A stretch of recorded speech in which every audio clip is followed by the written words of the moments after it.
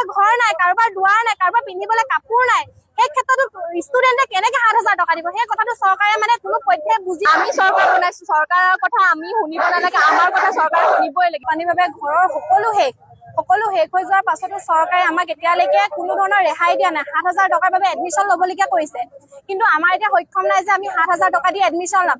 সেইটো কাৰণে আমি অতখিনি কৰিছো।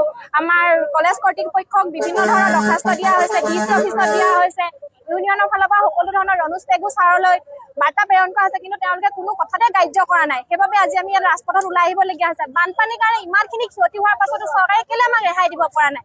আৰু ইয়াত থকা সকলোখিনি ল'ৰা ছোৱালী সকলো ক্ষতি হৈ গ'ল, একোতো আমি সুবিধা পোৱা নাই। আমি মাত্ৰ বিচাৰিছো আমাক 7,000 টকাটো ৰেহাই দিয়ক।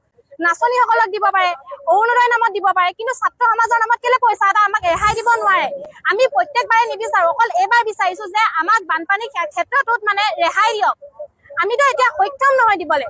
কাৰোবাৰ ঘৰ নাই, কাৰোবাৰ দুৱাৰ নাই, কাৰোবাৰ পিন্ধিবলৈ কাপোৰ নাই, সেই ক্ষেত্ৰতো ষ্টুডেণ্টে কেনেকে 7,000 টকা দিব? সেই কথাটো চৰকাৰে মানে কোনো পধ্যে বুজি পোৱা নাই আৰু মানি লোৱা নাই। সেইবাবে আজি আমি ৰাজপথত আহিবলগীয়া হৈছে। মুঠতে আমাক ন্যায় লাগিবই আৰু ন্যায় দিবই লাগিব। আৰু কোনো পধ্যে কোনো ষ্টুডেণ্টে আমাক 7,000 টকা দিব নোৱাৰে, এতিয়া কোনো পধ্যেই দিব নোৱাৰে। বানপানীত না ঘৰ আছে, না আমাৰ টকা পইচা আছে, একোতো নাই।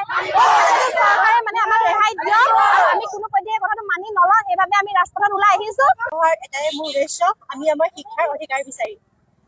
আমাৰ জিলাখনত ইমান এটা ডাঙৰ ভয়াৱহ সমস্যা হৈ যোৱাৰ পাছতো অসম চৰকাৰে আমাৰ মূৰত ইমান এটা মাধমাৰ মাৰিছে, যাৰ ফলত আমি নিৰুপায়।